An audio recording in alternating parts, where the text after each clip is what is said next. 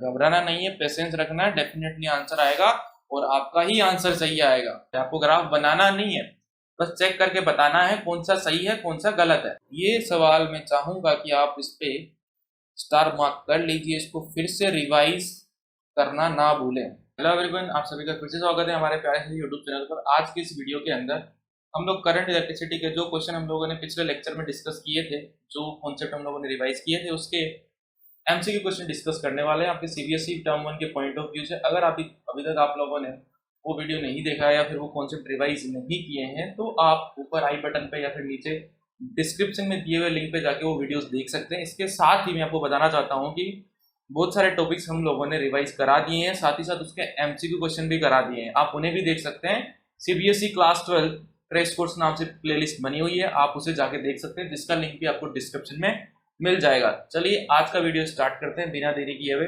आज बहुत सारे क्वेश्चन हैं, थोड़ा सा वीडियो लंबा होने वाला है, लेकिन आपको एक एक कॉन्सेप्ट की क्लैरिटी साथ ही साथ होती जाएगी, एक एक क्वेश्चन आपको अच्छे से क्लियर होता जाएगा। चलिए शुरू करते हैं। सबसे पहले क्वेश्चन के साथ। पहला क्वेश्चन आपकी स्क्रीन पे ध्यान से देखिए। सबसे पहला स्टेटमेंट बोल रहा है, दो स्टेटमेंट दिए गए हैं और फिर पूछा कौन सा स्टेटमेंट सही है कौन सा स्टेटमेंट गलत है। सबसे पहला statement, Kirchhoff junction law KCL follow from the conservation of charge, conservation of charge पे बेस्ड है। यह सही बात है, क्योंकि हम लोगों ने पढ़ा था कि किसी भी जंक्शन से जो करंट इनसाइड है वो आउटसाइड करंट के बराबर होता है, यानी कि पर सेकंड जितना चार्ज आता है उस पर्टिकुलर जंक्शन पे उतना ही चार्ज वहां से निकल जाता है। मतलब वहां पे ना तो चार्ज इकट्ठा होता है ना ही चार्ज का वहां पे लॉस होता है, मतलब चार्ज कंजर्व रहता है। बिल्कुल सही स्टेटमेंट है। दूसरा स्टेटमेंट क्या बोल रहा है, किर्चॉफ लूप लॉ यानी कि KVL follows from conservative nature of electric field, conservative nature of electric field पे बेस्ड होता है। देखो बेटा जी, conservative nature of electric field का मतलब क्या है कि इलेक्ट्रिक फील्ड के अंदर आप अगर वर्क डन करोगे तो पाथ पे डिपेंड नहीं करेगा, वो इनिशियल और फाइनल पोजीशन पे डिपेंड करेगा। अगर आपकी इनिशियल और फाइनल पोजीशन सेम है देन आपका वर्क डन जीरो हो जाएगा, ठीक है, आपका वर्क डन जीरो हो जाएगा। तो अगर आप इस सर्किट के अंदर घूमोगे तो अगर ये इलेक्ट्रिक फील्ड के अंदर है, ऑब्वियसली बात इलेक्ट्रिक सर्किट है तो इलेक्ट्रिक फील्ड होगा यहाँ पे, तो आपका वर्क डन जो है वो जीरो आएगा। वर्क डन जीरो आएगा तो वर्क डन को आप क्या लिख सकते हो, delta V into Q, total potential difference into Q is equal to zero. यहाँ से डेल्टा वी जीरो आता है, यही आपका किसका है, डेल्टा वी क्या है, total change in potential difference, वो क्या आ रहा है, जीरो आ रहा है। यही केवीएल का स्टेटमेंट होता है, यही केवीएल का स्टेटमेंट होता है। यानी कि बोल सकते हैं कि जो केवीएल है वो इस पर्टिकुलर चीज को फॉलो कर रहा है। अगर वर्क डन जीरो आया है, इनिशियल और फाइनल पोजीशन आपका सेम है, वर्क डन जीरो आया है, इट मीन्स वो फील्ड कैसा है, कंजर्वेटिव नेचर का है। मतलब सेकेंड स्टेटमेंट भी सही है, both 1 and 2 are correct. I hope आपको बात समझ में आ रही होगी। कॉन्सेप्ट वीडियो में हम लोगों ने इस चीज को काफी डिटेल में डिस्कस किया था। आगे बढ़ते हैं नेक्स्ट क्वेश्चन की तरफ। अब आपके एआर टाइप वाले क्वेश्चन हैं जो आपके इस बार सीबीएसई टर्म 1 में आने वाले हैं। असर्शन क्या बोल रहा है, Kirchhoff's junction rule is applicable for any number of line meeting at a point in electric circuit. किसी भी पॉइंट पे कितनी भी लाइन आ रही हो, मतलब कितनी भी ब्रांचेस हो, वहां पे कितनी भी ब्रांचेस हो आप केसीएल अप्लाई कर सकते हो। बिल्कुल सही बात है। केसीएल कभी ये नहीं बोलता कि आपको नंबर ऑफ ब्रांचेस लिमिटेड करनी है, वो सिर्फ ये बोलता है कि total inside current is equals to total outside current. Simple सी बात ये है, तो एप्लीकेबल होता है। सही स्टेटमेंट है, असर्शन करेक्ट है। Reason, when there is a flow of steady current there is no accumulation of charge at the junction. ये भी बिल्कुल सही बात है। केसीएल का स्टेटमेंट यही है, कोई भी चार्ज का एक्यूमुलेशन, यहाँ पे कोई भी चार्ज इकट्ठा नहीं होता है, जितना चार्ज आता है उतना का उतना वहां से वापस चला भी जाता है। Inside is equal to outside. लेकिन जो रीजन है वो एसर्शन की करेक्ट एक्सप्लेनेशन नहीं कर रहा है, उनका आपस में कोई मतलब नहीं है। मतलब एसर्शन एंड रीजन दोनों ही ट्रू है, बट रीजन जो है करेक्ट एक्सप्लेनेशन नहीं है एक ही। तो इस पर्टिकुलर क्वेश्चन में हम ऑप्शन बी टिक मारेंगे। आगे बढ़ते हैं क्वेश्चन नंबर 3 की तरफ। क्वेश्चन नंबर 3, एसर्शन बोल रहा है कि Kirchhoff's voltage law indicate that electric field is conservative. Kirchhoff voltage law अभी पढ़ के आए हैं हम, पहला क्वेश्चन सोल्व करके आए हैं। बिल्कुल सही बात है कि इलेक्ट्रिक फील्ड में कंजर्वेटिव नेचर का होता है, ठीक है। रीजन क्या बोल रहा है, potential difference between two point in the circuit does not depends on the path. Potential difference between two point in the circuit does not depends on the path. ये भी बात बिल्कुल सही है, पाथ पे डिपेंड नहीं करता, पाथ पे डिपेंड नहीं करता। अगर आप इस सर्किट के अंदर जा रहे हो, इस सर्किट के अंदर जा रहे हो, दो सर्किट बनाए मैंने, मान लो कि A B C D E F, तो अगर आप ए और ई के बीच में पोटेंशियल डिफरेंस निकाल रहे हो, तो अगर आप ए बी ई वाला रास्ता चूज करते हो, ए बी ई वाला रास्ता चूज करते हो या फिर ये वाला रास्ता चूज करते हो, फिर यहाँ आते हो ई पे, तो दोनों ही अगर आप पाथ से आते हो तो ए और ई के बीच में पोटेंशियल डिफरेंस आपको सेम मिलने वाला है। ए और ई के बीच में पोटेंशियल डिफरेंस सेम मिलने वाला है। और पोटेंशियल डिफरेंस डिपेंड नहीं कर रहा है, तो पोटेंशियल डिफरेंस जो होता है वो डायरेक्टली रिलेटेड होता है वर्क डन से। ठीक है ना, वर्क डन क्या होता है, डेल्टा वी इंटू क्यू। अगर डेल्टा वी इस पर डिपेंड नहीं कर रहा है, मतलब इस पाथ के अंदर जो भी वर्क डन हो रहा होगा, चाहे वो बैटरी कर रही हो या फिर कोई दूसरा फोर्स कर रहा हो, इलेक्ट्रिक फोर्स ही करेगा, ठीक है ना, इलेक्ट्रोस्टैटिक फोर्स ही करेगा, तो ये वर्क डन भी पाथ पे डिपेंड नहीं करता। यही तो पहचान होती है किसकी, कंजर्वेटिव फोर्स की या फिर कंजर्वेटिव फील्ड की। जो वर्क डन होता है वो आपका पाथ पे डिपेंड नहीं करता है। तो हम यहाँ पे बोल सकते हैं कि एसर्शन भी सही है, रीजन भी सही है, साथ ही साथ यहाँ पे रीजन जो है एसर्शन की करेक्ट एक्सप्लेनेशन भी दे रहा है। तो ऑप्शन ए टिक मारेंगे इस पर्टिकुलर केस के अंदर। इस क्वेश्चन का आंसर हो जाएगा option A. Question number 4, Kirchhoff's voltage law is based on the law of conservation of. एकदम आराम से कर सकते हो इस क्वेश्चन को, काफी इजी सा क्वेश्चन है। Kirchhoff's voltage law is based on the law of conservation of voltage law. KVL की बात हो रही है, केवीएल की बात हो रही है, किस पे बेस्ड है, on based on conservation of energy, based on conservation of energy, option B ठीक है। बिकॉज डेल्टा वी जीरो होता है, डेल्टा वी जीरो होता है तो डेल्टा यू का फॉर्मूला होता है delta V into Q. Yes, delta W का भी फॉर्मूला यही होता है, डेल्टा यू का भी फॉर्मूला यही होता है। मैंने लास्ट लेक्चर में आपको बताया था कॉन्सेप्ट वीडियो में। तो डेल्टा वी जीरो है मतलब डेल्टा यू भी जीरो आएगा। डेल्टा यू क्या है, चेंज इन पोटेंशियल एनर्जी। कोई एनर्जी में चेंज नहीं आने वाला है, कोई एनर्जी में चेंज नहीं आने वाला है, मतलब एनर्जी क्या है, कंजर्व है। केवीएल इसी पे बेस्ड होता है। ये काफी कॉन्सेप्चुअल क्वेश्चन बनते हैं। अगर बच्चा सिर्फ स्टेटमेंट पढ़ के छोड़ देता है तो ये सारी चीजें पीछे रह जाती है और ऐसे ही क्वेश्चन आते हैं, ठीक है ना। फिर बाद में आके अफसोस होता है कि इतना इजी क्वेश्चन था, नहीं हुआ हमसे, थोड़ी सी मिस्टेक हो गई। तो पहले से इन क्वेश्चन को आप करके रखिए, डेफिनेटली आपका एग्जाम बहुत ही अच्छा होगा और आपके मार्क्स भी बहुत अच्छे आएंगे। कोई दिक्कत वाली बात नहीं है, बस कॉन्फिडेंस रखिए कि हाँ हम कर लेंगे। नेक्स्ट क्वेश्चन की तरफ बढ़ते हैं। नेक्स्ट क्वेश्चन आपके सामने, apply Kirchhoff's law to find the current I in the part of the following circuit.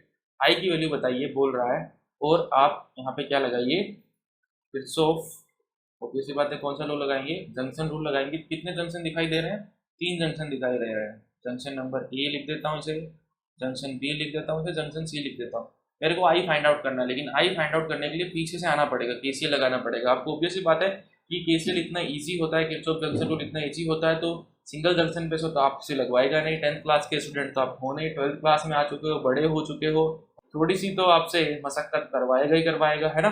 समझ में आ रही है बात। तो ए पे केवीएल लगाते हैं, तो ये वाला करंट मान लेते हैं कि आई डैश है और ये वाला करंट मान लेते हैं कि आई डबल डैश है।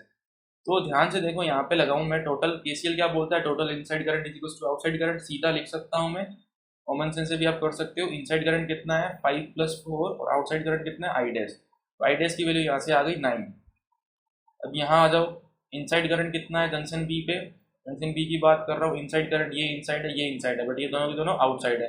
इनसाइड करंट है आपका आई डैश 9 + 2, आउटसाइड करंट है आपका 1 + आई डबल डैश। ध्यान से देखिए बी पे, साफ साफ पता पड़ रहा है यहाँ पे देखिए। तो आई डबल डैश कितना हो जाएगा, 9 + 2 11 - 1 10 एम्पियर।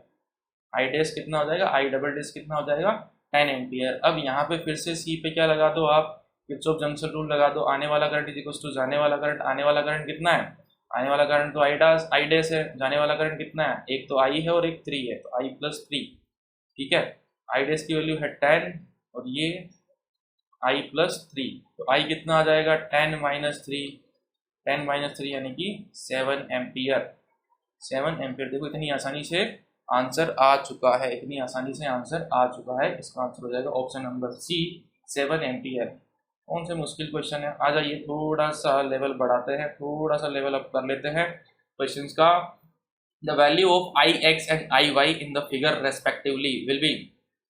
आई एक्स और आई वाई की वैल्यू चाहिए। आई एक्स कहाँ, देखो ये रहा, मतलब यहाँ वाली ब्रांच पे कुछ, यहाँ वाले जंक्शन पे कुछ काम करना पड़ेगा।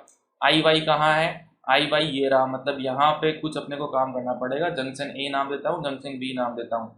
जंक्शन ए पे लगा के देखते हैं क्या, जंक्शन ए पे लगा के देखते हैं KCL, आने वाला करंट इज इक्वल टू जाने वाला करंट, सारे ही करंट जा रहे हैं, आने वाला करंट इज इक्वल टू 0, जाने वाला करंट कितना है Ix प्लस 1 प्लस 8। कोई घबराने वाली बात नहीं है सर, माइनस में आएगा, बिल्कुल घबराने वाली बात नहीं है, माइनस वाला ऑप्शन है। Ix की वैल्यू आ गई -9 एम्पियर, Ix की वैल्यू आ गई -9 एम्पियर। अब अगर मैं B पे KCL लगाऊं, आने वाला करंट इज इक्वल टू जाने वाला करंट, आने वाला करंट कितना है 8, जाने वाला करंट क्या है IY, ठीक है ना, आने वाला total current is equal to जाने वाला टोटल करंट, आने वाला करंट 8, जाने वाला करंट IY, इसके साथ 5 भी जा रहा है तो प्लस में आ जाएगा, IY is equal to 8 minus 5, IY आ गया आपका 3 एम्पियर।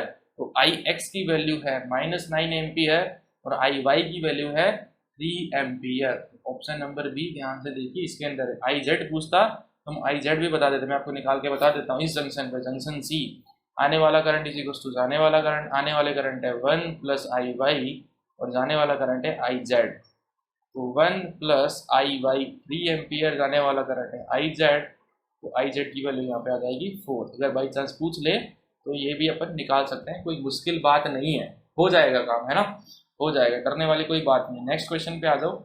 नेक्स्ट क्वेश्चन क्या बोल रहा है आपका, find the voltage V0 across 4 ohm resistor in the following circuit. इसके अक्रॉस आप क्या करिए, V0 फाइंड आउट, तो अपन अगर I0 फाइंड आउट कर ले तो V equals to IR, ohm's law लगा के काम हो जाएगा। देखो ये 0.5 है, यहाँ से भी 0.5 I0 करंट आ रहा होगा। अब इस जंक्शन पे क्या करते हैं, यहाँ से 3 आ रहा होगा, I0 जा रहा है, इस जंक्शन पे हम किर्चॉफ जंक्शन रूल लगा देते हैं। आने वाला करंट इज इक्वल्स टू जाने वाला करंट, तो आने वाला करंट कितना है, आने वाला टोटल करंट है 3 plus 0.5 I0 is equals to जाने वाला करंट कितना है I0, 3 is equals to I0, ये उधर जाके क्या हो जाएगा 0.5 I0 हो जाएगा, 3 इज इक्वल्स टू 0.5 I0, तो I0 कितना आ जाएगा 3 डिवाइडेड बाई 0.5 यानी कि 6 एम्पियर, यानी कि 6 एम्पियर, 6 एम्पियर आ गया यहाँ पे आई। अब मेरे को क्या चाहिए, एक रजिस्टर है जिसके अक्रॉस, सॉरी जिसके अंदर से करंट जा रहा है 6 एम्पियर का और रेजिस्टेंस की वैल्यू 4, तो इसके अक्रॉस पोटेंशियल डिफरेंस अगर V0 निकालना हो तो क्या लगा दो, ओम्स लॉ लगा दो, है ना, ओम्स लॉ लगा दो। कोई कहता है कि ओम्स लॉ से क्वेश्चन नहीं आएगा, कैसे नहीं आएगा, देखो इस तरीके से आएगा, I0 R0, ठीक है ना, V0 is equals to I0 R0, I0 की वैल्यू हम लोग निकाल के बैठे हैं 6, R0 अपने को दिया हुआ है 4, तो V0 हमारे पास आ जाएगा 24 वोल्ट। कौन से ऑप्शन में दिख रहा है, फटाफट ढूंढिए, ऑप्शन नंबर 3, फटाफट ढूंढो, फटाफट टिक मारो, फटाफट आगे बढ़ो। ऐसा ही आपको फाइनल एग्जाम वाले दिन करना है, ठीक है ना, पहले खुद का पेपर, बाद में दूसरों का पेपर, समझ रहे हो ना क्या कह रहा हूँ। चलो, calculate the following value of V1 and V2, V1 और V2 की वैल्यू बताइए। V1 और V2 आपको यहाँ पे दे दिए गए हैं, देखो V1 और V2 की वैल्यू आपको बतानी है, V1 और V2 की वैल्यू आपको यहाँ पे बतानी है। तो सर्किट के अंदर क्या कर लेते हैं अपन, करंट मान लेते हैं, मान लेंगे यहाँ करंट जा रहा है I, ठीक है, यहाँ पे करंट जा रहा है I, यहाँ पे करंट मानने की जरूरत नहीं है बिकॉज ऑलरेडी आपको V1 और V2 दे दिया गया है, ऑलरेडी यहाँ पे आपको V1 और V2 दे दिया गया है। करंट देखो इधर से इधर जा रहा है, मैंने आपको केवीएल में बताया था कि करंट आप इस डायरेक्शन में जा रहा है, प्लस टू माइनस जाता है, करंट प्लस टू माइनस जाता है, तो प्लस माइनस मैंने बना दिए। अब अपने को V1 और V2 की वैल्यू निकालनी है, तो ऑब्वियस ही बात है कि केवीएल लगाना पड़ेगा, उसके बिना काम होता हुआ दिख नहीं रहा। तो सबसे पहले क्या करते हैं, नाम दे देते हैं ABCDEF, ठीक है, ये नाम दे दिया मैंने ABCDEF। अब क्या करते हैं, लूप ABCDE, इसके अंदर लगा देते हैं KVL, apply KVL in loop ABCDE, ऐसे ही लगाते हैं, मैंने आपको लगाना सिखाया था। इस लूप के अंदर कुछ लोग इसको घुमा के भी लगाते हैं, कोई दिक्कत नहीं, आपको जैसा लगाना है वैसे आप लगा सकते हो। A to B जाएंगे, A to B जाएंगे, देखो यहाँ माइनस है, ये प्लस है, माइनस से प्लस जा रहे हैं तो प्लस का 12 लिखेंगे। फिर B पे पहुंच गए, B to C जा रहे हैं, देखो प्लस से माइनस जा रहे हैं तो माइनस का V1 लिखेंगे, माइनस का V1 लिखेंगे, IR लिखने की जरूरत नहीं, सीधा आपको पोटेंशियल दिया है V1, ठीक है, सीधा V1 लिखो। यहाँ से यहाँ आओगे, यहाँ से यहाँ आओगे, आपको प्लस से माइनस जाना पड़ेगा, साथ ही साथ 8 वोल्ट की बैटरी है तो आप लिखोगे -8, जिस डायरेक्शन में जाते हैं वो वाला साइन लिखते हैं ना, प्लस से माइनस जा रहे हैं तो माइनस, और माइनस से प्लस जा रहे हैं तो प्लस लिखते हैं। हम लोगों ने डिटेल में देखा था, इस इक्वल्स टू 0, 0 आ गया। अगर आप ध्यान से देखो V1 हमारे पास आ चुका है, V1 की वैल्यू कितनी आ गई, 12 minus 8 is equal to V1। V1 आ गया मेरे पास 4 वोल्ट, V1 आ गया 4 वोल्ट। इसी तरीके से KVL लगाइए आप, सिमिलरली KVL लगाइए, apply KVL in loop CDFEC, इसके अंदर क्लोज लूप, देखो जहाँ से शुरू हुआ वहीं खत्म हुआ। C to D जाइए, C to D जाओगे तो प्लस से माइनस जाना है तो माइनस का 8 आएगा। D to F कुछ नहीं है, F to E जाएंगे तो माइनस से प्लस जा रहे हैं तो प्लस का 2 वोल्ट आ गया तो प्लस का 2 लिख दिया यहाँ पे। E to C जाओगे तो माइनस से प्लस जा रहे हो तो प्लस का V2 इज इक्वल टू, वापस C पे पहुँच गए तो 0। -8 + 2 हो गया आपका माइनस का 6 plus V2 is equal to 0। मेरे को V2 फाइंड आउट करना है तो 6 को उधर भेज दो। देखो कितना आसानी से क्वेश्चन सोल्व हो गया। V1 की वैल्यू 4, V2 की वैल्यू 6। पहला ऑप्शन देख लो, पहला ऑप्शन ये बोल रहा है V1 की वैल्यू 4 और V2 की वैल्यू 6 वाला आपका आंसर करेक्ट है। आई होप आपको बात समझ में आ रही है। आगे बढ़ते हैं नेक्स्ट क्वेश्चन की तरफ, क्वेश्चन नंबर 9। अब हमारे इलेक्ट्रिक सेल के क्वेश्चन शुरू हो चुके हैं, ठीक है ना। देखो सबसे पहला क्वेश्चन, इस टाइप का क्वेश्चन आपके CBSE सैम्पल पेपर में आया था, तो मैंने आपको कॉन्सेप्ट वीडियो में ग्राफ बताया भी था कि किस तरीके से आपको इस ग्राफ को डील करना है। जब I की वैल्यू 0 होती है तो ये वैल्यू किसको, E को बता रही होती है, और ये वाली वैल्यू जहाँ पे V 0 होता है ये वाली वैल्यू E/R को बता रही होती है। ये डायरेक्ट आपको याद रखने को बोला था, ठीक है ना, डायरेक्ट याद रखने को बोला था। फिर भी मैं अभी दिखा देता हूँ, ठीक है ना, जिन्होंने वो लेक्चर नहीं देखा है मैं उनको बता देता हूँ कि कैसे लिख रहा हूँ। क्वेश्चन पढ़ लेते हैं पहले आराम से। For a cell the graph between potential difference V across the terminal of cell, यानी कि terminal voltage and the current drawn from the cell is shown in the figure. The EMF and the internal resistance of the cell is. जिस बच्चे को याद है कि ये E है, ये E/R है, वो फटाक से आंसर लगा देगा। जिसको याद नहीं कोई दिक्कत नहीं है, V और I में इक्वेशन तो याद होगी, है ना। इतने गए गुजरे तो है नहीं सर, इक्वेशन तो याद है सर, बहुत बढ़िया बात, याद है तो V = E - IR ऐसे लिखते हैं। अब I की वैल्यू देखो, ये वाला ग्राफ है जिसके अंदर I की वैल्यू 0 है। I की वैल्यू इसके अंदर 0 डाल के देखो, जब I 0 होगा, जब I 0 होगा उस टाइम पे V की वैल्यू E के बराबर होगी। I की वैल्यू 0 है, मतलब यहाँ पे V की जो भी वैल्यू आ रही है इस ग्राफ पे वो E के बराबर है। अब इस ग्राफ के अंदर आप V की वैल्यू 0 डाल के देखिए, V की वैल्यू 0 डालोगे तो IR इधर आ जाएगा, IR इधर आने के बाद आपको I की वैल्यू निकालनी है तो R नीचे आ जाएगा। उस केस में हमारा I कितना आ जाएगा, E/R।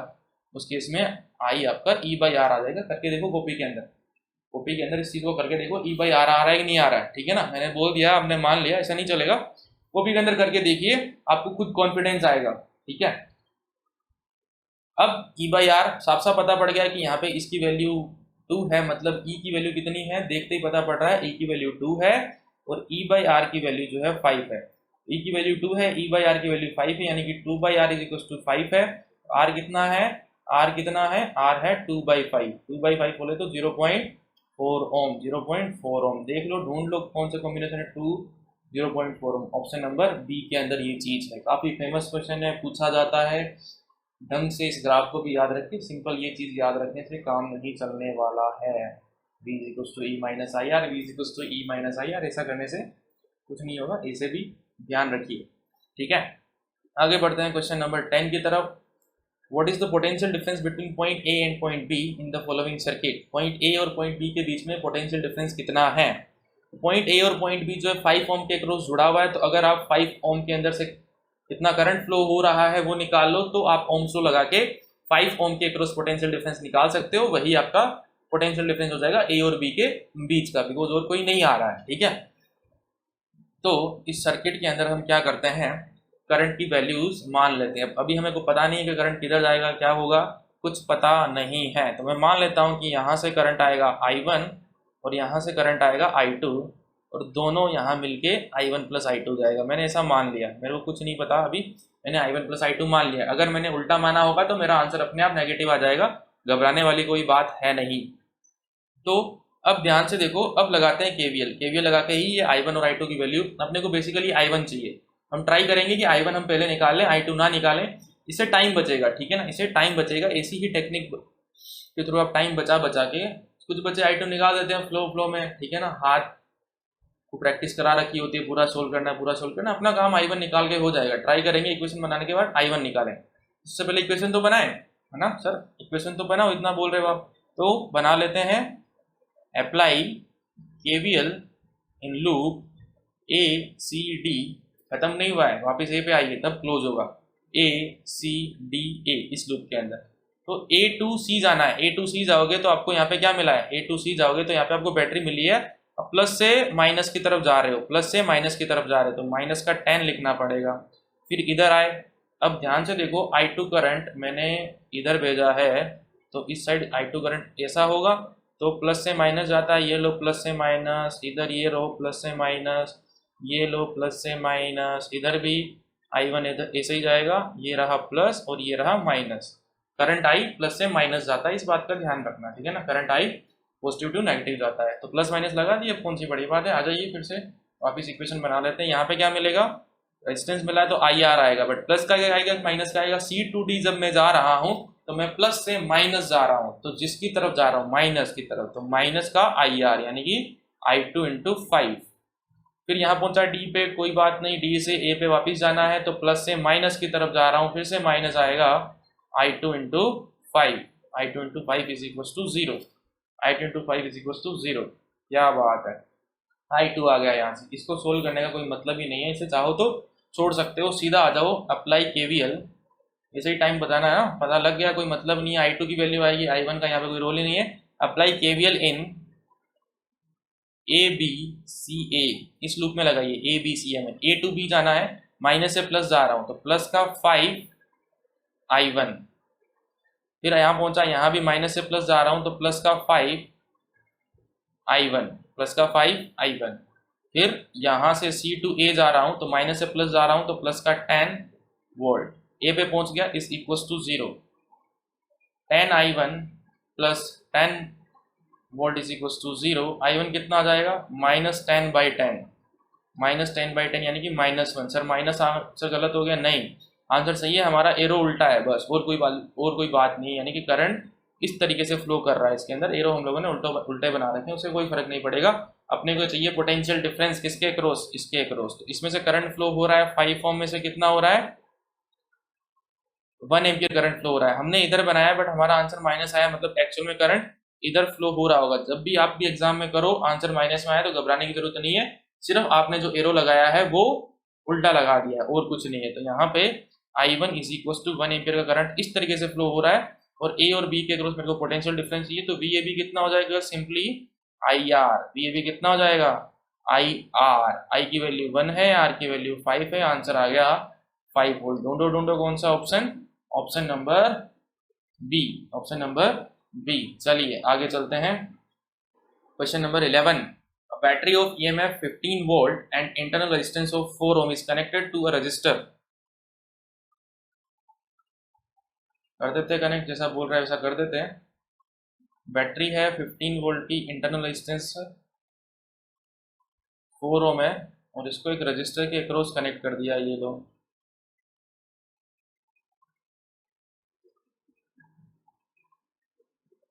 ठीक है, आगे पढ़ लेते हैं। Current in the circuit is 2 ampere, बहुत बढ़िया बात। Current in the circuit is 2 ampere and the circuit is close, the resistance of the register and the terminal voltage of the battery will B. देखो terminal voltage होता है इसके across का potential difference, या फिर रेजिस्टेंस के across का potential difference, दोनों सेम ही बात है क्योंकि सेम ही पॉइंट हो गया, बीच में शॉर्ट सर्किट है, बीच में शॉर्ट सर्किट है। और आर की वैल्यू ये, डायरेक्ट फॉर्मूला याद है तो आप डायरेक्ट फॉर्मूला लगा सकते हो, नहीं तो इस लूप के अंदर क्या लगा देना, KVL लगा देना, आपका काम हो जाएगा। अभी तो मेरे को डायरेक्ट फॉर्मूला याद है, मैं लगा देता हूँ। आई की वैल्यू क्या होती है, E over capital R plus small r। आई आपको दे रखा है कितना 2, E कितना दे रखा है 15, कैपिटल R निकालना है, स्मॉल r आपको 4 दे रखा है, इसको उधर भेजिए। 2r plus 8 is equal to 15, r is equal to 2r is equal to 15 minus 8 7, r is equal to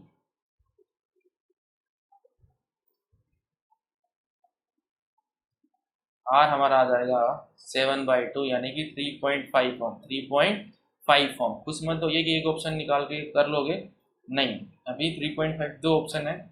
आगे चलिए, V निकालना है। टर्मिनल वोल्टेज का भी फॉर्मूला अभी पढ़ा के आया हूँ, फिर से E माइनस IR होता है, तो टर्मिनल वोल्टेज हो जाएगी 15 माइनस I की वैल्यू कितनी है 2, R की वैल्यू है 4, तो V इज इक्वल टू आ जाएगा 15 माइनस 8 यानी कि 7 वोल्ट।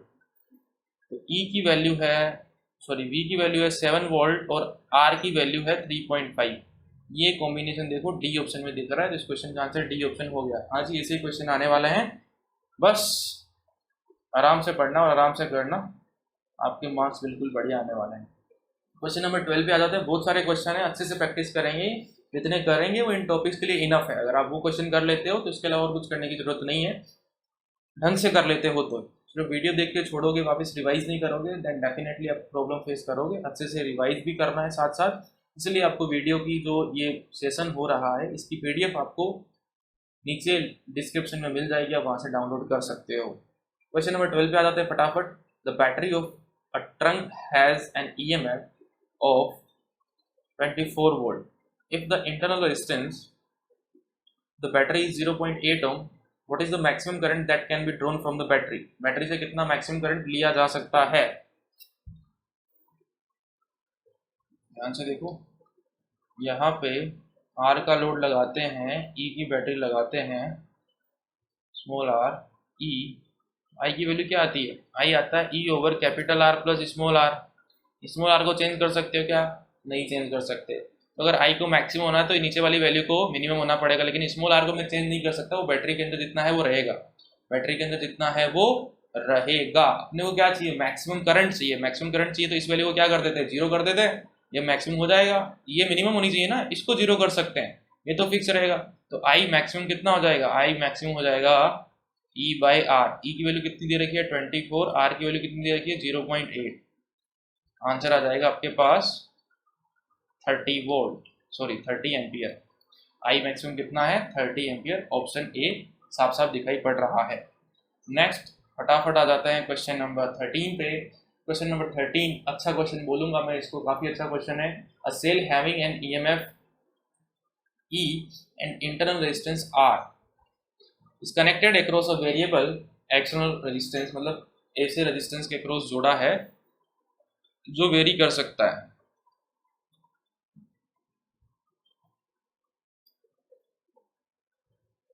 ठीक है, is resistance R is increase, is the resistance R is increase, R को बढ़ाया जाए, the plot of potential difference V across R is, तो V और R के अंदर कैसा ग्राफ आएगा वो आपसे पूछा जा रहा है। ठीक है, तो V और R के बीच में जो ग्राफ आएगा, तो सबसे पहले V और E के अंदर रिलेशन क्या होता है? V is equal to E minus I R, और I आपका कैसे लिखा जाता है? I लिखा जाता है आपका E ओवर, ये स्मॉल r होगा, E over capital R plus small r। V is equal to E minus E capital R plus small r into R। तो देख लो कौन सा सेटिस्फाई करेगा। यहाँ पे पूरा ग्राफ तो आप मुश्किल ही बना पाओगे। आप क्या करो, R की वैल्यू 0 और R की वैल्यू इनफाइनाइट पे चेक कर लो। जब R की वैल्यू 0 होगी तो V की वैल्यू कितनी आ रही है देख लो, उसके बाद ग्राफ से चेक करेंगे।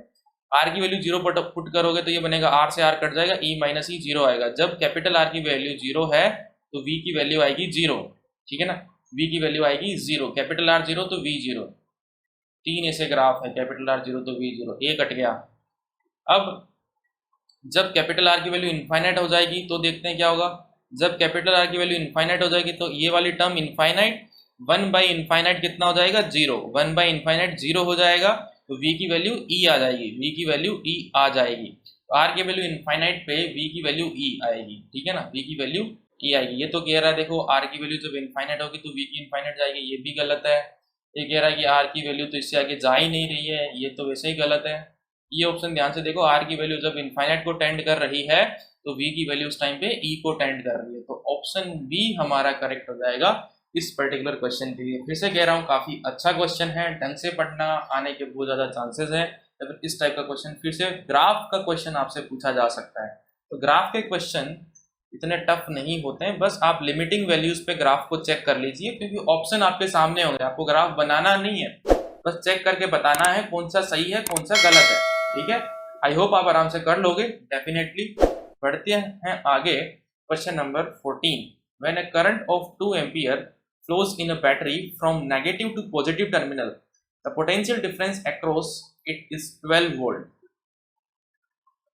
अगर किसी बैटरी से 2 एम्पियर का करंट फ्लो कराते हैं तो पॉजिटिव और नेगेटिव टर्मिनल के बीच में पोटेंशियल डिफरेंस आता है 12 वोल्ट। तो बैटरी बना देते हैं, बैटरी बना देते हैं। ये लो बैटरी बना दी मैंने, साथ में इंटरनल रेजिस्टेंस बनाना मत बोलना। और ये बैटरी के टर्मिनल, कोई बोलेगा कि सर टर्मिनल बोला तो यहाँ नहीं, मैंने क्या बताया था कि ये दोनों एक साथ रहेंगे, आप चाहकर भी इनको अलग नहीं कर पाओगे।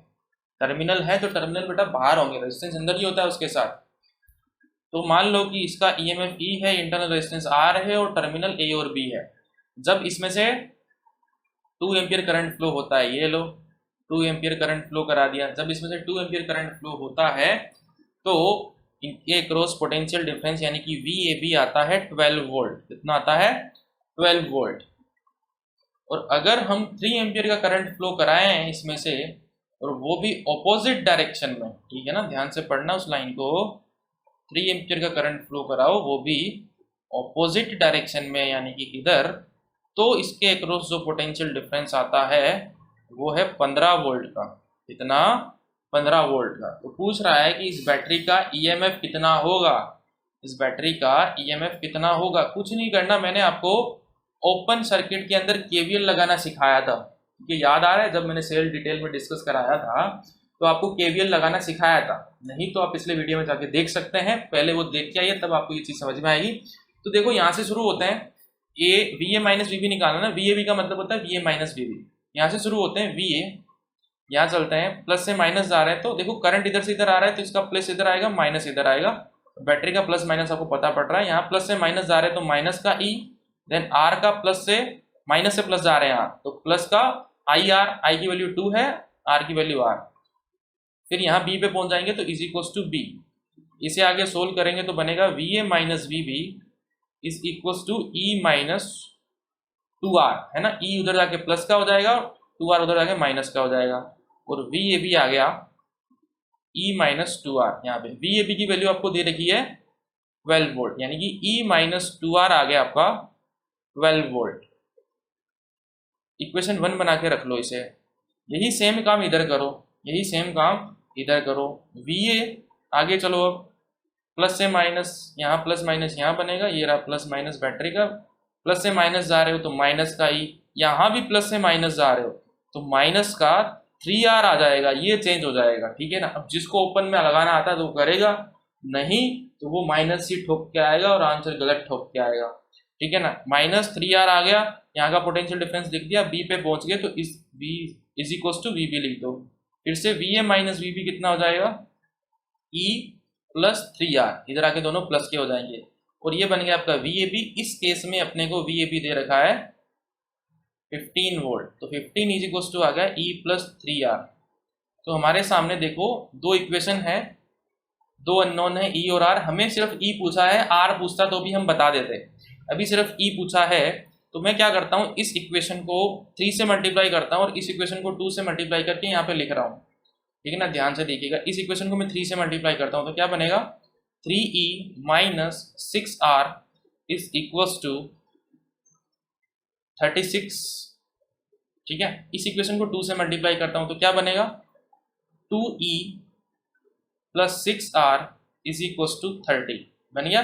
दोनों इक्वेशन को जोड़ दो, जैसे दोनों इक्वेशन को जोड़ोगे plus R plus 6R minus 6R कट जाएंगे, ये 3 प्लस 2 5E बन जाएगा एंड ये बन जाएगा आपका 66। तो E आ जाएगा 66 डिवाइडेड बाई 5 यानी कि 1.13.2 13.2 आ जाएगा, है ना, 13.2 आ जाएगा E की वैल्यू। देखो डायरेक्ट हो गया, E की वैल्यू 13.2 वोल्ट।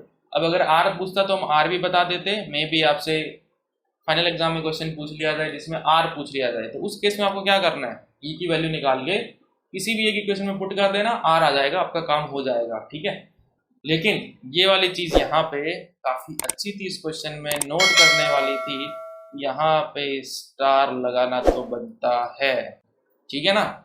यहाँ पे तो स्टार लगाना बनता है, क्वेश्चन में भी स्टार लगाना बनता है, काफी अच्छा क्वेश्चन है।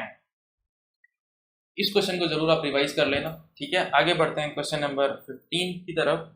अ lead acid battery of car has EMF 12 volt if internal resistance of the battery is 0.5 ohm, the maximum current that can be drawn from the battery will be. अभी करके आए हैं इसी टाइप का क्वेश्चन, ठीक है ना। क्वेश्चन थोड़ा सा लैंग्वेज चेंज करके सेम क्वेश्चन पूछ लिया गया है। आई मैक्सिमम जब कितना आता है, आई मैक्सिमम आता है ई बाई आर। ई कितना 12, आर कितना दे रखा है 0.5, यानी कि ये आंसर आ जाएगा आपका, नहीं ये आंसर आ जाएगा आपका, इधर आएगा 10, 24, ये आंसर आ जाएगा आपका 24 एम्पियर, जो कि आपको ऑप्शन नंबर डी में दिख रहा है।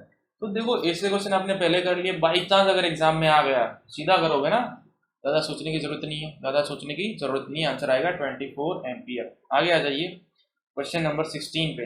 A cell of EMF 1.5 volt and internal resistance 2 ohm is connected to two resistor of 5 ohm and 8 ohm are in series.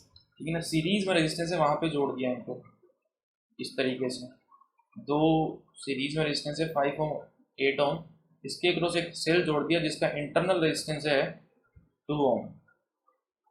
कोई दिक्कत नहीं है, ये लो डायग्राम बन गया। सर्किट बनाने का ट्राई करना, सबसे पहले क्वेश्चन आए सर्किट बनाने का ट्राई करना, आपका क्वेश्चन आधा तो वहीं पे सोल्व हो जाएगा। पूछ रहा है the potential difference across 5 ohm resistor will be, potential difference पूछा जा रहा है 5 ओम रेजिस्टेंस के अक्रॉस। तो अगर मैं यहाँ पे आई फाइंड आउट कर लूँ, अगर मैं यहाँ पे आई फाइंड आउट कर लूँ तो मेरा काम कुछ हो नहीं जाएगा क्या? आई का फॉर्मूला मेरे को तो सर आता है E over small R plus capital R, but यहाँ पे तो 2 है बेटा, 2 को 1 बना ले। जो तूने सीरीज कॉम्बिनेशन पढ़ा है वो कब काम आएगा? सीरीज में है तो जुड़ जाएंगे, जुड़ जाएंगे तो कितने हो गए 5 + 8 13 ओम, और ये 2 ओम, ये 1.5 वोल्ट। करंट तो सेम रहेगा आई।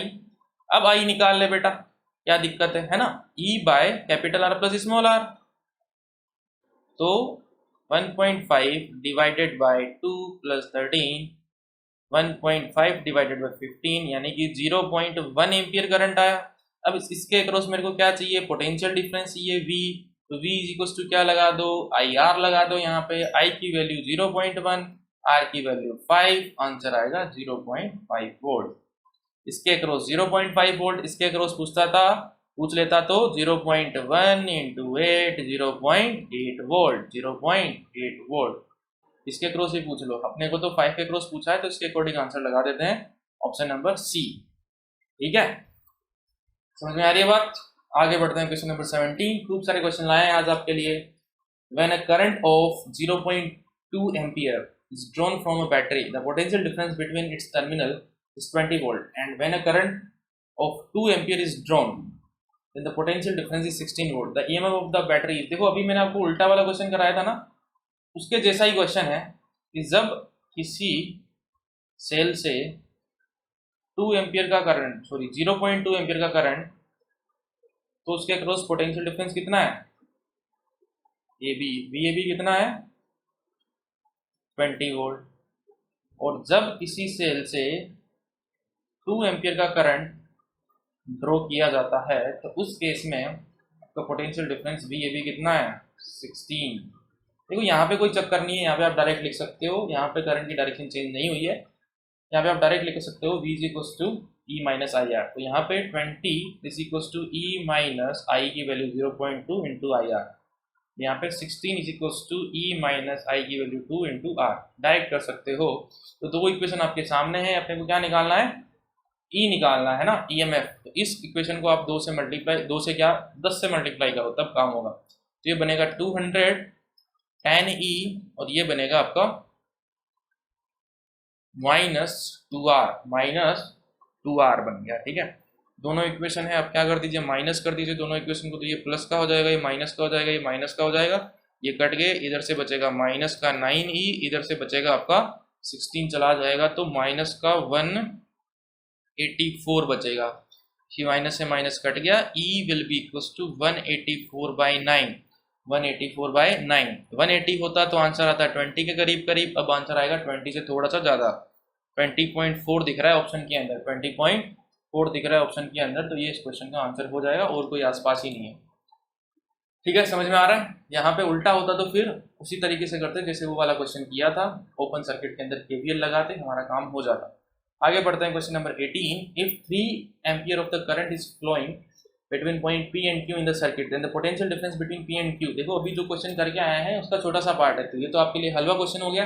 Potential difference between P and Q पूछा जा रहा है, यानी कि आपसे वीपी क्यू पूछा जा रहा है। आराम से बता सकते हो, पी पे खड़े हो जाओ, वीपी आगे चलो, प्लस से माइनस जा रहे हो, क्या आया रास्ते में 2 वोल्ट आया। देखो इन्होंने होशियारी करने के लिए यहाँ पे 2 ओम लिख दिया, तो आप क्या करो, आप इनसे ज्यादा होशियार बन जाओ, ये लो पास में 2 ओम बना दो, क्या ही दिक्कत है ना।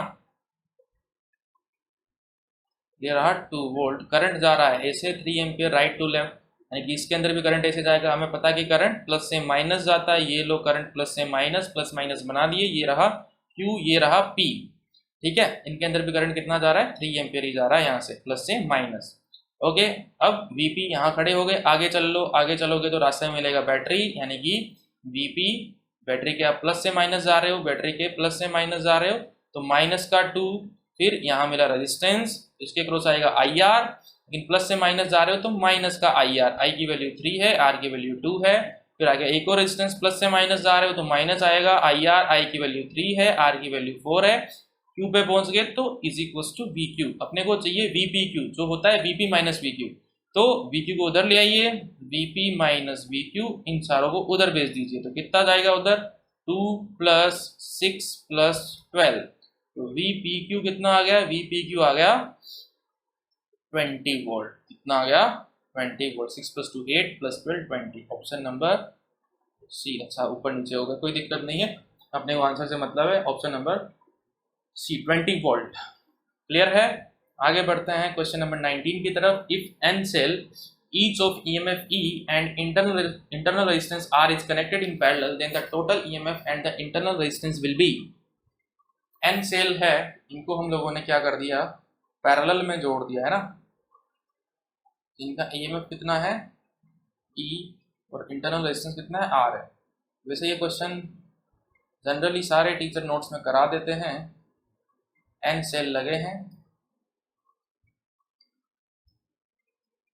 देखो बेटा R इक्विवेलेंट कितना आएगा, 1 by R equivalent is equal to 1 by R plus 1 by R plus 1 by R, कहाँ तक कहानी चलती रहेगी, n तक चलती रहेगी, तो 1 by R equivalent is equal to, parallel के अंदर फॉर्मूला होता है ना ये n बाई आर आ जाएगा, तो R equivalent is equal to आ गया R by n, R equivalent is equal to आ गया R by n। E equivalent निकालना है, तो E इक्विवेलेंट का फॉर्मूला क्या होता है पैरेलल के केस में, जल्दी से बोलिए, E equivalent by R equivalent is equal to E1 by R1, यानी कि यहाँ पे E1 E2 सब E ही है, तो E by R plus E by R plus E by R plus E by R, कितने बार, n बार। E equivalent is equal to, E equivalent by R equivalent is equal to n times E by R। R equivalent को इधर भेज दीजिए, तो E equivalent is equal to R equivalent is equal to n E by R। अब क्या करिए, R equivalent की value put कर दीजिए, R by n into N E by R, R से आर कटा, एन से एन कटा, आंसर आया ई, तो E equivalent is equal to E आ गया, E equivalent is equal to E आ गया, तो ई और आर आपके आंसर है। जब हम पैरेलल में जोड़ेंगे तो आंसर आएगा ई इक्विवेलेंट आएगा ई, आर इक्विवेलेंट आएगा आर बाई एन, पहला ऑप्शन देख लो, ई और आर बाई एन साफ साफ सेटिस्फाई कर रहा है। आगे बढ़ते हैं, क्या बोल रहा है कि इन parallel combination of n cell we obtain more voltage obtain करते हो क्या बेटा, ये देख लो पिछला क्वेश्चन ही किया है, जितना था एक सेल का उतना ही मिलता है, जितना था एक सेल का उतना ही मिलता है, गलत है। मोर करंट ये सही हो सकता है, लेस वोल्टेज ये भी गलत है, लेस करंट ये देख लेते हैं, ध्यान से देखो, एक तो आपका रेजिस्टेंस डिक्रीज हो गया, और ईएमएफ पे कोई फर्क नहीं पड़ा, तो ऐसा बोल सकते हैं चारों ऑप्शन में से रेजिस्टेंस डिक्रीज हो गया और ईएमएफ पे कोई फर्क नहीं पड़ा है, इट मींस हम बोल सकते हैं कि करंट जो है इंक्रीज करेगा, बिकॉज आई होता है E by capital R plus small R, R by N हो गया, पहले एक सेल का था ई और एक सेल का था इंटरनल रेजिस्टेंस था आर, अब ई तो चेंज नहीं हुआ, ईएमएफ तो चेंज नहीं हुआ, बट ये डिक्रीज हो गया, ये डिक्रीज होने की वजह से आई ओवरऑल बढ़ जाएगा। ठीक है, तो सारे ऑप्शन को देखते हुए ऑप्शन बी सबसे करेक्ट दिखाई दे रहा है, तो इस क्वेश्चन का आंसर ऑप्शन नंबर बी। आगे की तरफ बढ़ते हैं, question number 21, in the series combination of n cell, each cell having EMF E and internal resistance R, if 3 cell are wrongly connected, ठीक है ना, रोंगली का यहाँ से मतलब है ऑपोजिट कनेक्ट कर दिया, मतलब जिस डायरेक्शन में बाकी को कनेक्ट करना था उसके ऑपोजिट डायरेक्शन में कर दिया, ठीक है ना, मतलब जहाँ प्लस जोड़ना था वहाँ माइनस जोड़ दिया, जहाँ माइनस जोड़ना था वहाँ प्लस जोड़ दिया, तो पूछ रहा है कि टोटल ईएमएफ और इंटरनल रेजिस्टेंस इस केस में कितना हो जाएगा। ये सवाल मैं चाहूंगा कि आप इस पे स्टार मार्क कर लीजिए, इसको फिर से रिवाइज करना ना भूलें। तो देखो होता क्या है ना, एक्चुअल में तो हम सीख चुके हैं कि ऐसे होते हैं E1 E2 E3 internal resistance R1 R2 R3 इनके, है ना, E1 E2 E3। तो ई इक्विवेलेंट सीधा जोड़ देते हैं, E1 plus E2 plus E3, और आर इक्विवेलेंट सीधा जोड़ देते हैं R1 plus R2 plus R3। लेकिन अगर बाई चांस आप एक सेल उल्टा लगा दो, यानी कि इस तरीके से लगा दो, तो आर इक्विवेलेंट तो R1 plus R2 plus R3 होता है, लेकिन इसको आपको वैसा बनाना है, क्योंकि अपने को वो सोल्व करना आता है, तो आप वैसा बना सकते हो इस तरीके से, कुछ नहीं करना, जैसा अपने को आता है वैसा बना दिया E1 E2, बस इसको घुमाया है तो इसके आगे लिख दो माइनस E3। क्या लिख दो? Minus E3। तो ई इक्विवेलेंट कितना आ जाएगा? E1 प्लस E2, मतलब इन सबको जोड़ना है, यहाँ पे ये है तो ये भी जोड़ेगा, प्लस माइनस E3। तो E1 plus E2 minus E3 आ जाता है फाइनल आंसर। ये कॉन्सेप्ट अपन यूज करने वाला है। अब जैसा क्वेश्चन बोल रहा है वैसा कर देते हैं, जैसा क्वेश्चन बोल रहा है वैसा कर देते हैं। आई होप आपको समझ में आ गया होगा कि अपने को क्या करना है। ठीक है, ये क्वेश्चन कोई बिना पेन चलाए करने की कोशिश करेगा तो डेफिनेटली आंसर गलत आएगा। आ जाइए अब इस कॉन्सेप्ट को लगा के देख लेते हैं। ठीक है, तो सेल बना देते हैं कि टोटल n सेल है, n सेल में से 3 को गलत तरीके से जोड़ा है, तो n-3 को हम लोगों ने सही तरीके से जोड़ा होगा। अगर n से कंफ्यूजन होती है तो आप उसका नंबर मान लीजिए 5 नंबर मान लीजिए, 5 सेल है, 5 में से 3 हमने गलत जोड़े, तो कितने सही जोड़े होंगे? 2। ऐसा भी मान के कर सकते हो, मैं आपको n से करा रहा हूँ।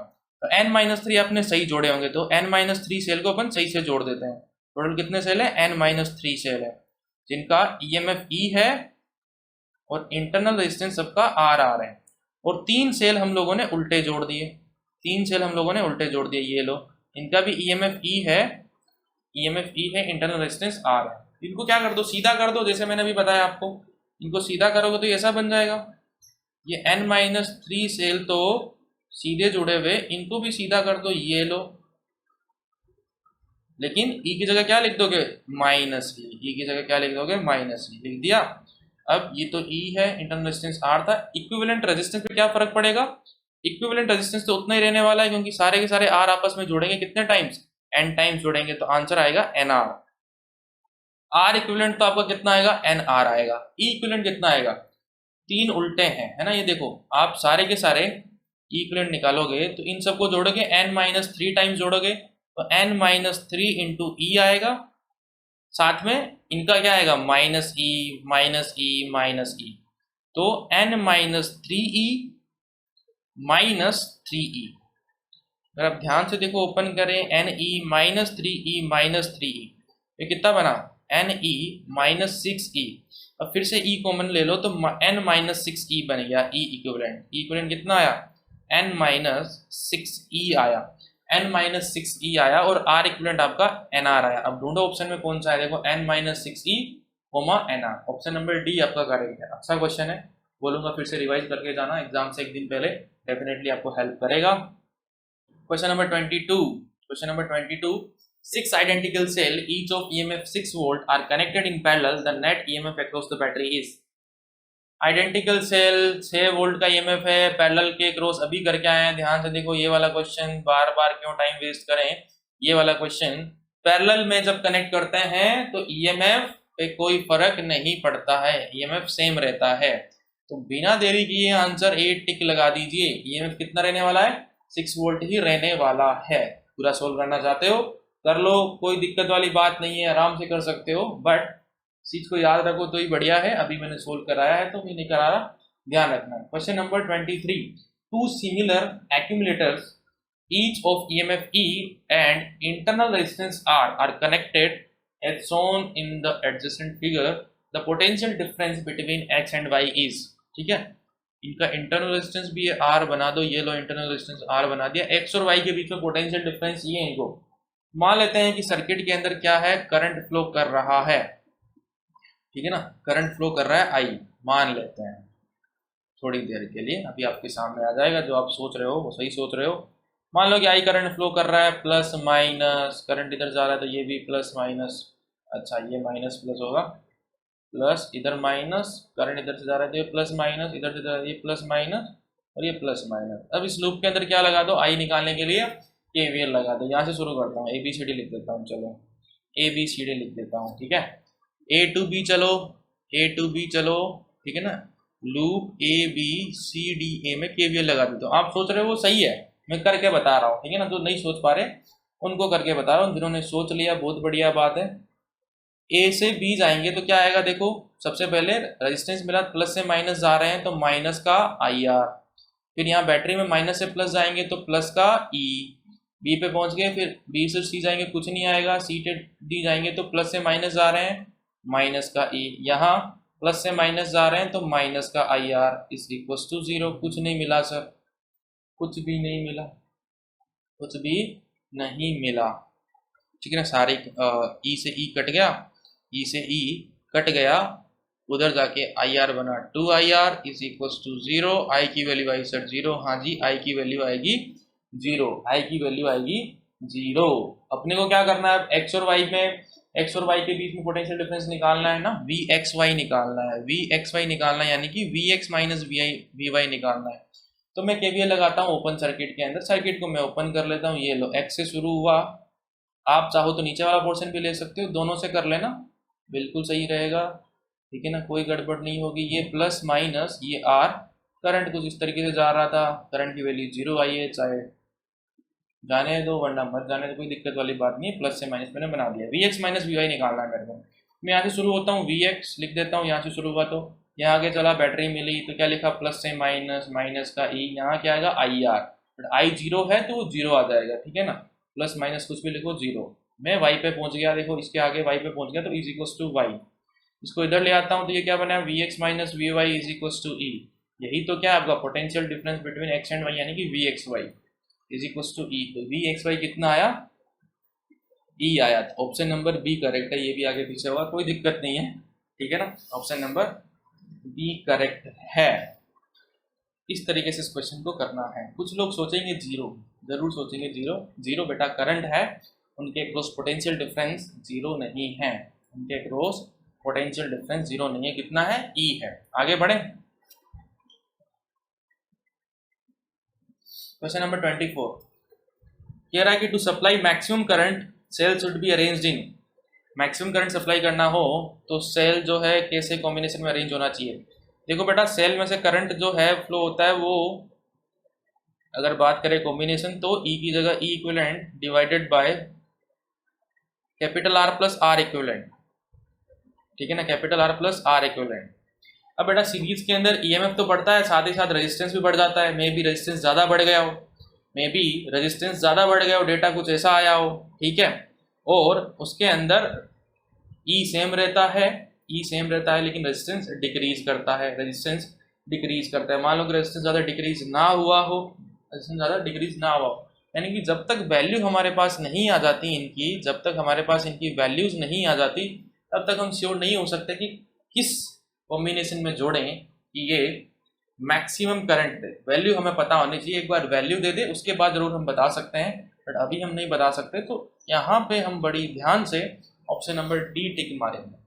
Question number 25, if two identical cell when connected in the series,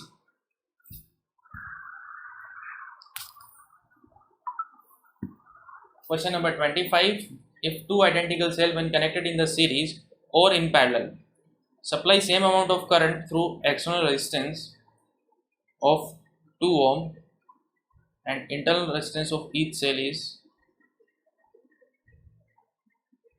if two identical cell when connected in the series or parallel, बहुत बढ़िया बात, दो आइडेंटिकल सेल को हम सीरीज और पैरेलल में जोड़ देंगे तो सेम करंट सप्लाई करते हैं 2 ओम के एक्सटर्नल रेजिस्टेंस पे। तो रेजिस्टेंस, इंटरनल रेजिस्टेंस कितना है तो बना देते हैं, 2 ओम का रेजिस्टेंस से पहले सीरीज में जोड़े जाएंगे, ये लो सीरीज में जोड़ दिया, ई ई ये भी ई, तो ई इक्विवेलेंट कितना आएगा सबको पता है, डायरेक्ट जोड़ना होता है सीरीज में। ई इक्विवेलेंट आएगा 2E, आर इक्विवेलेंट आएगा 2R, ये रहा 2। आई की वैल्यू कितनी आएगी, आई की वैल्यू आती है E by capital R plus small R, तो ई की जगह है 2e, कैपिटल आर 2 है, स्मॉल आर 2r है, ठीक है। 2 कॉमन लेके काट दो तो बनेगा e over 1 plus R. Okay, तो आई की वैल्यू यहाँ से ही आई। दूसरा कॉम्बिनेशन में बना लेते हैं। बोल रहे हैं कि पैरेलल में, ये लो पैरेलल में जोड़ दो दो सेल को, पैरेलल में जोड़ दिए दो सेल को। कह रहा है अब भी करंट उतना ही, कोई दिक्कत नहीं है, कोई दिक्कत नहीं है, इसे भी सॉल्व कर लो सिंपल। आर की वैल्यू 2 दे रखी है, 2 ओम। देखो पैरेलल में सेल का ईएमएफ कितना आ जाएगा, आइडेंटिकल रेजिस्टेंस होता है तो सेल का ईएमएफ कितना आ जाएगा, ई आ जाएगा। सोल्व कर लेना चाहे बी ही आएगा, करवा रखा है, पीछे 2 क्वेश्चन आए थे ऐसे। और ये हो जाएगा आपका r/2, ये हो जाएगा r/2। ये पैरेलल में रेजिस्टेंस पैरेलल की तरह जुड़ता है, ये हो जाएगा r/2। तो इस केस में करंट कितना आएगा, I is equal to 2e divided by 2e divided by, नहीं ईएमएफ तो ई है ना, ई डिवाइडेड बाय आर की वैल्यू 2 प्लस r/2। इसे सोल्व करेंगे तो बनेगा, एलसीएम लेंगे तो 2 ऊपर चला जाएगा, 2e, ये 2 यहाँ से इसके पास आ जाएगा 4 प्लस r। ये भी आई की वैल्यू और ये भी आई की वैल्यू है, दोनों आई की वैल्यू, तो दोनों को क्या कर दो, इक्वल कर दो। दोनों को जैसे ही आप इक्वल करोगे तो e over 1 plus r is equals to 2e over 4 plus r। e से e कट गया, 2 इसके मल्टीप्लाई में भेज दो तो बनेगा 2 plus 2r is equals to 4 plus r। इसको आगे सोल्व करेंगे तो ये इसके माइनस में जाएगा, तो 2r minus r is equals to 4 minus 2, यानी कि r is equals to 2 ohm. Internal resistance कितना है, 2 ओम। घबराना नहीं है, पेशेंस रखना है, डेफिनेटली आंसर आएगा और आपका ही आंसर सही आएगा, ठीक है ना। अगर आप पेशेंस रखोगे तो जरूर आंसर आएगा। कुछ क्वेश्चन ऐसे होंगे जो आप पढ़ते ही कर दोगे, कुछ क्वेश्चन में कैलकुलेशन करनी पड़ेगी, लेकिन आपको हिम्मत रखनी है, जरूर आंसर आएगा और जरूर आपके अच्छे मार्क्स भी आएंगे। क्वेश्चन नंबर 26, ठीक है, एनसीईआरटी एग्जाम्पलर का है, अच्छा क्वेश्चन बोल सकते हैं इसे। 2 batteries of E1 and E2, दो ईएमएफ दे दिए और E2 की वैल्यू ज्यादा है E1 से, और इंटरनल रेजिस्टेंस इनके R1 और R2 है। इन दोनों को पैरेलल में जोड़ दिया है, तो पूछ रहा है कि इक्विवेलेंट जो ईएमएफ होगा वो E1 और E2 के बीच में आएगा, है ना, E1 और E2 के बीच में आएगा। बी ऑप्शन बोल रहा है कि इक्विवेलेंट ईएमएफ जो होगा वो E1 से छोटा होगा। Equivalent EMF E1 plus E2 होगा हमेशा। आर इक्विवेलेंट जो है depend independent of internal resistance R1 and R2। R equivalent जो है R1 और R2 पे डिपेंड नहीं करेगा। देखो भाई साहब इसे तो काट दो सीधा, क्योंकि आर इक्विवेलेंट R1 R2 पे डिपेंड नहीं करेगा, तो भाई साहब आपने जो फॉर्मूला डेराइव किया वो गलत किया है ना। और ऐसा तो हो नहीं सकता कि आप फॉर्मूला गलत डेराइव करो, हाँ। तो ये तो काट दिया कि इंडिपेंडेंट ऑफ R1 R2, ये गलत है। 3 ऑप्शन के बीच में लड़ाई बची है। ऐसे वेरिएबल में सोल्व करोगे तो दिमाग खराब हो जाएगा, टाइम वेस्ट हो जाएगा और आंसर नहीं निकाल पाओगे। उन्होंने जैसा जैसा बोला है उसके अकॉर्डिंग वैल्यूज मान लीजिए, उनके अकॉर्डिंग वैल्यू मान लीजिए। बोल रहा है कि E2 बड़ा है E1 से, तो बेटा E2 को 2 मान ले और E1 को 1 मान ले, ठीक है। E2 को 2 मान ले और E1 को 1 मान ले। अब क्वेश्चन को सोल्व करते हैं। E2 कितना है 2 और E1 कितना है 1, और ये 2 है ये 1 है, इसको 1 मान ले और इसको भी 1 मान ले सुविधा के लिए, ठीक है ना, क्योंकि लड़ाई तो इक्विवेलेंट में है। अभी देख लेते हैं क्या आएगा। तो आर इक्विवेलेंट कितना आएगा, 1 बाई आर इक्विवेलेंट का फॉर्मूला बताया 1 बाई R1 प्लस 1 बाई, तो 1 बाई 1 प्लस 1 बाई 1 यानी कि 2। आर इक्विवेलेंट आया 1 बाई 2 यानी कि 0.5 ओम, जो हमने डेटा लिया उसके लिए। अभी हो जाएगा, ध्यान से देखते रहिए। और ई इक्विवेलेंट का फॉर्मूला होता है, ई इक्विवेलेंट बाई आर इक्विवेलेंट का फॉर्मूला होता है E1 बाई R1 यानी कि 2 by 1 plus E2 by R2 यानी कि 1 बाई 1, 3 आएगा। ई इक्विवेलेंट आ जाएगा R equivalent into 3, R equivalent into 3। R equivalent है 0.5 इंटू 3, ये आया 1.5। ई इक्विवेलेंट आया 1.5। अब बेटा चेक कर ले सब। पहला ऑप्शन के ई इक्विवेलेंट E1 से बड़ा होगा, E1 मैंने माना 1, E1 से बड़ा होगा और E2 से छोटा होगा। अच्छा, तो ये E2 2 होगा, ये 1 होगा, बिकॉज E2 बड़ा है ना, यहाँ 1 बना था, उल्टा लिख दिया, कोई फर्क नहीं पड़ेगा। कैलकुलेशन जो है सेम रहेगी, कैलकुलेशन आपकी सेम रहेगी। E1 से E इक्विवेलेंट जो है 1.5 आया है, जो 1 से बड़ा है, और E2 यानी कि 2 माना था उससे छोटा है। बिल्कुल सही बात बोल रहा है, पहला ऑप्शन करेक्ट हो गया। बाकी भी वेरीफाई कर लेते हैं। E equivalent is smaller than E1। E equivalent आया 1.5, 1 से छोटा नहीं भाई साहब, बड़ा है, तो गलत हो गया। E equivalent is given by E1 plus E2, ना भाई E1 प्लस E2 तो 3 आ रहा है, ये आया 1.5, ये भी गलत है। तो ऑप्शन नंबर 1 करेक्ट है। ऐसे मान के करोगे तो हो जाएगा, ऐसे मान के करोगे तो हो जाएगा, कोई दिक्कत वाली बात नहीं है। यहाँ पे कोई फर्क नहीं पड़ेगा, ये उल्टे लिख दिए थे, कोई दिक्कत नहीं है, आप आराम से क्वेश्चन करिए। चलिए बढ़ते हैं नेक्स्ट क्वेश्चन की तरफ, और आज के सेशन का लास्ट क्वेश्चन होगा। काफी अच्छा क्वेश्चन है। Consider a simple circuit shown in the figure stand for a variable resistance R dash. R dash can vary from R0 to infinite. R dash जो है ये R dash है, ये R dash है, ये R0 से infinite तक very कर सकता है, ठीक है। और स्मॉल r आपको इंटरनल रेजिस्टेंस दिया गया है बैटरी का, और जो कैपिटल R है वो स्मॉल r से बहुत बड़ा है और R0 से बहुत छोटा है, R0 से बहुत छोटा है। तो ऑप्शन आपके सामने है, potential drop across A B is constant as R0 is varied. R0 vary कर रहा है, फिर भी कह रहा है कि ए बी के अक्रॉस पोटेंशियल डिफरेंस जो है वो कॉन्स्टेंट रहेगा। देखते हैं हो रहेगा कि नहीं रहेगा। The current through RO is nearly a constant. देखते हैं, current I depend sensitively on R0, current I R0 पर डिपेंड करेगा। देखते सारी चीजें, I की वैल्यू कह रहा है कि हमेशा इससे ग्रेटर देन रहेगी V ओवर, सारी चीजें देख लेते हैं। यहाँ पे देखिए, सबसे पहले इसको सोल्व कर लेते हैं। इसको सोल्व करेंगे तो पैरेलल में है, तो पैरेलल में इक्विवेलेंट रेजिस्टेंस कैसे निकालेंगे? यहाँ पे इनका इक्विवेलेंट रेजिस्टेंस, लोड का इक्विवेलेंट रेजिस्टेंस, तभी तो फॉर्मूला लगा पाएंगे हमारा, है ना। आई है, आरपी बोल देता हूँ, पैरेलल का ना, तो आरपी का डायरेक्ट फॉर्मूला लिखाया था आपको, नहीं तो उल्टा करके सोल्व कर लो। किसी को नहीं पता है तो 1/r प्लस 1/r डैश आप लिख सकते हो, ठीक है। ये r डैश है ना, ये r डैश R0 से इनफाइनाइट तक वेरी कर रहा है, कोई दिक्कत वाली बात नहीं है। अब ध्यान से देखो, 1/rp is equal to r dash, r plus r dash, r dash plus r, उल्टा करोगे तो rp बनेगा r dash divided by r plus r dash. कोई दिक्कत वाली बात नहीं है, ऐसे लिख दिया आप लोगों ने। अब r डैश जो है, ध्यान से देखो, बहुत बड़ा है। r डैश जो है, ध्यान से देखो, बहुत बड़ा है, क्योंकि r0 शुरू ही, r डैश जो होता है शुरू ही R0 से हो रहा है। समझने वाला क्वेश्चन है, ध्यान से ध्यान लगाइए। r डैश जो है शुरू ही R0 से हो रहा है, जो r से काफी बड़ा है, r से काफी बड़ा है। तो अगर मैं कुछ इसे इस तरीके से लिखूं, इस r डैश को नीचे ले जाऊं, ये ऐसे लिख सकता हूं, इस तरीके से, वो मैं और नीचे ले आया, ठीक है। अब इसको डिवाइड मारो तो इसको ऐसा लिख सकता हूँ, r over r dash plus 1। ये वैल्यू r डैश जो है काफी बड़ा है, ऑलरेडी वो जहां से शुरू हो रहा है वो चीज काफी बड़ी दे रखी है, इनफाइनाइट पे जाएगा तो और बड़ा हो जाएगा, और बड़ा हो जाएगा। तो ये जो r डैश बाय, ठीक है ना, r बाई r डैश है, r डैश बाई r नहीं, r बाई r डैश है, ये लगभग लगभग आपका 0 आएगा। इस केस में आपका rp जो है लगभग लगभग r के बराबर ही आएगा, rp जो है लगभग लगभग r के बराबर ही आएगा, ठीक है ना। तो ये r ही आ गया, बिकॉज वो बहुत बड़ा है। कैलकुलेशन आपके सामने है।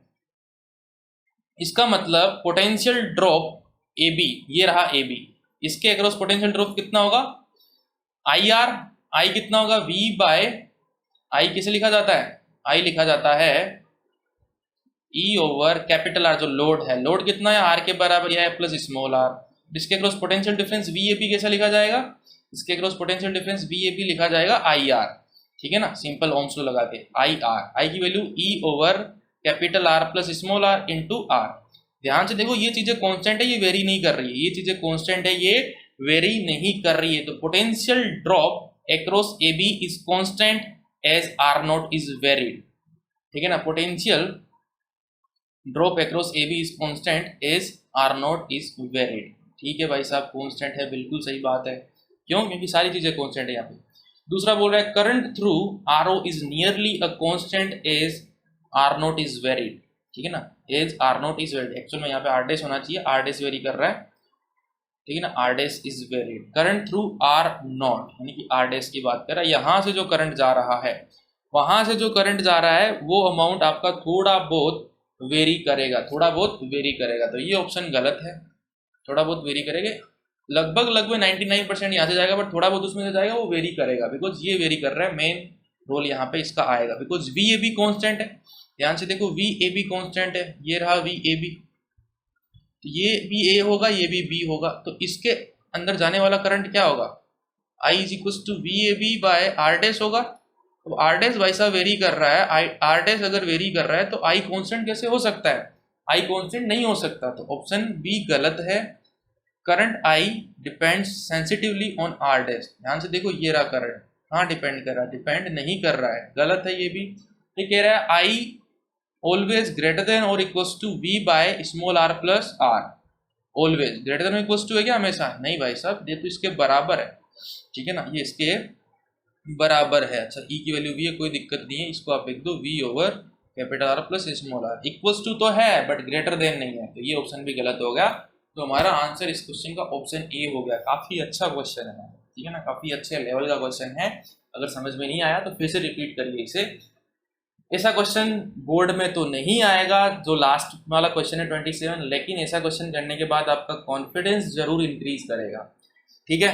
अगर मन नहीं कर रहा तो जरूर आप इस क्वेश्चन को स्किप कर सकते हैं, कोई बुराई वाली बात नहीं है, लेकिन इसके पहले के क्वेश्चन जरूर आपको करने हैं, और जो मैंने स्टार मार्क लगाए थे वो तो आपको रिवाइज भी करने हैं, पक्का रिवाइज करके जाने हैं। तो आशा करते हैं कि आपको ये वीडियो पसंद आया होगा। ऐसे ही वीडियो इस चैनल पे आते रहते हैं, तो अगर आपने अभी तक चैनल को सब्सक्राइब नहीं किया है तो प्लीज सब्सक्राइब कर लीजिए, ठीक है। और अगर आज का वीडियो आपको अच्छा लगा तो लाइक भी कर देना। मिलते हैं आपसे नेक्स्ट वीडियो के अंदर, तब तक आप पढ़ते रहिए और मचाते रहिए। Thank you very much.